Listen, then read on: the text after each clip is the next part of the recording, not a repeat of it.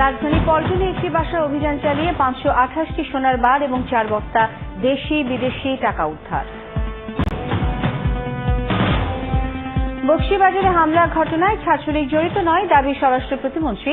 BNP নেতাকর্মীদের বিরুদ্ধে 2 মামলা।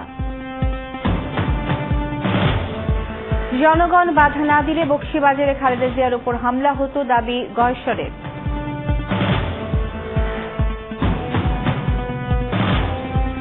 শান্তি আর কল্যাণ কামনায় বিশ্বজুড়ে পালিত হচ্ছে বড়দিন। রাজধানীর 5 তারা হোটেলে বর্ণাঢ্য আয়োজন।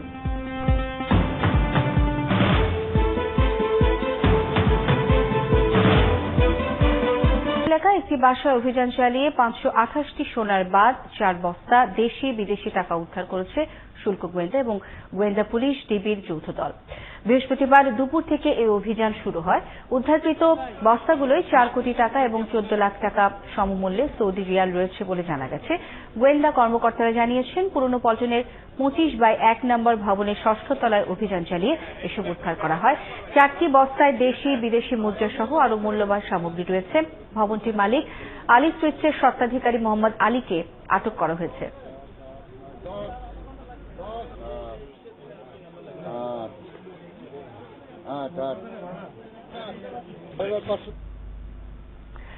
বকশীবাজারে বুধবারের সংঘর্ষের ঘটনায় ছাত্রদল এবং বিএনপি নেতাকর্মীদের বিরুদ্ধে মামলা করেছে পুলিশ। তবে এই ঘটনায় ছাত্রলীগ কারো উপর কোনো হামলায় জড়িত নয় বলে দাবি করেছেন স্বরাষ্ট্র প্রতিমন্ত্রী। আহত সাংসদ ছবি বিশ্বাসকে দেখতে গিয়ে সাংবাদিকদের কাছে স্বরাষ্ট্র প্রতিমন্ত্রী এই দাবি করেন। আরো জানাচ্ছেন পারভেজ রেজা। বুধবার দুপুরে ঢাকা মেডিকেল কলেজ হাসপাতালে রোগী দেখতে গিয়েছিলেন সংসদ সদস্য ছবি বিশ্বাস। তিনি যখন হাসপাতাল থেকে বের হচ্ছিলেন তখন ছাত্রলীগের কর্মীদের ধাওয়া খেয়ে ঢাকা মেডিকেল কলেজ হাসপাতালের জরুরি বিভাগের সামনে চলে আসে বিএনপি নেতাকর্মীরা। আর সেখানেই ছবি বিশ্বাসকে পেয়ে তার উপর আক্রমণ চালায় তারা, উড়িয়ে দেয় তার গাড়ি। বৃহস্পতিবার দুপুরে ছবি বিশ্বাসকে দেখতে হাসপাতালে যান স্বরাষ্ট্র প্রতিমন্ত্রী। প্রতিমন্ত্রী পরে সাংবাদিকদের বলেন, বিএনপি বুধবার বকশীবাজার এলাকায় বিশেষ পরিস্থিতি তৈরি করতে চেয়েছিল। আওয়ামী লীগের নেতাকর্মী ও পুলিশের হস্তক্ষেপের কারণে বিএনপি সফল হতে পারেনি। উদ্দেশ্য নিয়েই এই জিনিসটা ঘটিয়েছে, যাতে একটা অস্বস্তিকর পরিস্থিতি একটা পরিস্থিতি তৈরি করতে পারে। কিন্তু সেটা আমাদের পুলিশ, আমাদের পাশাপাশি আমাদের রাজনৈতিক নেতাকর্মীরাও সঙ্গে সঙ্গে হস্তক্ষেপের কারণে মানে এটা রক্ষা হয়েছে। আমাদের পর্যাপ্ত পুলিশ ছিল। দেখেন, রাজনীতি তারা যখন রাজনৈতিক নেতাকর্মীরা আসছে, আমাদের রাজনৈতিক নেতাকর্মীরা পাশে ছিল, তারা হয়তো আসছে, আমি জানি না। বুধবার পুলিশের উপস্থিতিতে ছাত্রলীগ কর্মীরাই প্রথম বিএনপি কর্মীদের উপর হামলা চালিয়েছে। সাংবাদিকদের এমন প্রশ্নের জবাবে প্রতিমন্ত্রী বলেন, ছাত্রলীগের কেউ আক্রমণ করেনি। অনেকেই এখন ছাত্রলীগের কর্মী বলেন আপনারা, আমরা সেগুলো যাই দেখে গেলে ছাত্রলীগের কর্মী না, কোনোদিনের ছাত্রলীগের সঙ্গে এদের সম্পর্ক নাই। ধন্যবাদ। আমরা তদন্ত করছি।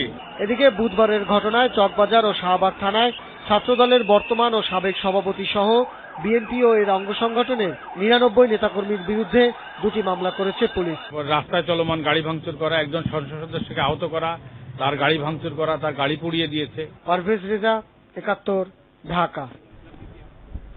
বিএনপি নেতাকর্মীরাই বকশীবাজারে সন্ত্রাসী তৎপরতা চালিয়েছে বলে দাবি করেছেন আওয়ামী লীগ নেতা মাহবুবুল আলম হানিফ।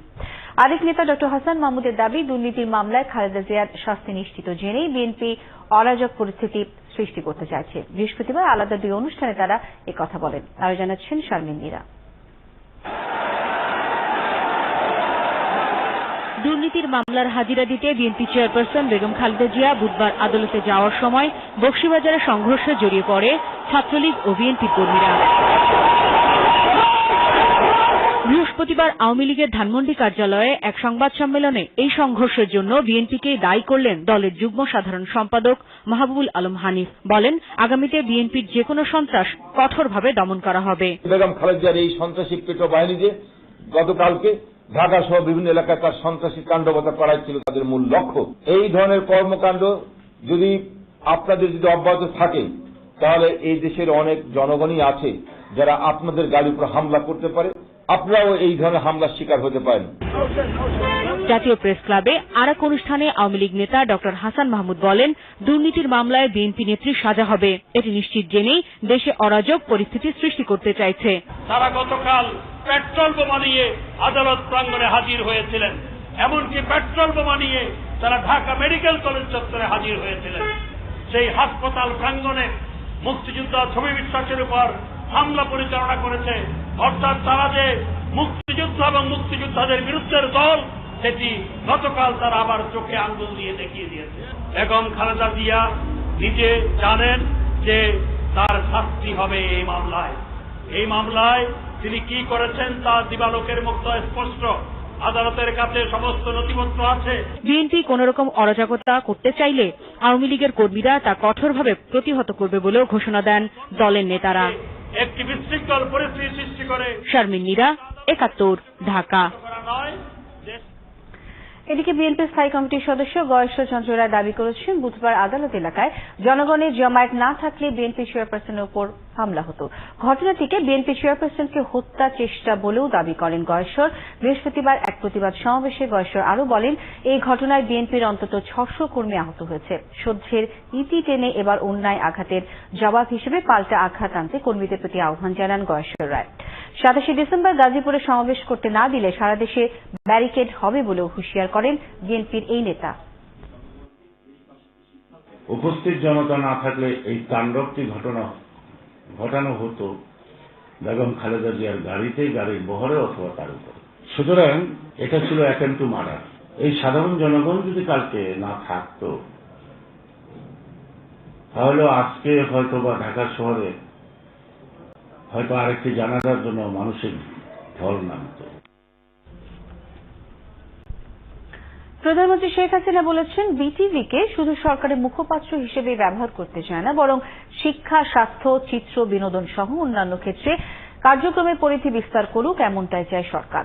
অভিযোগ করেছেন, ৭৫-এর পর সামরিক শাসকরা বিটিভিকে ক্ষমতাপোক্ত করার মাধ্যম হিসেবে ব্যবহার করেছে। বিটিভির সুবর্ণ জয়ন্তীর অনুষ্ঠানে এসব কথা বলেন প্রধানমন্ত্রী। মাহবুব শারক জানাচ্ছেন বিস্তারিত।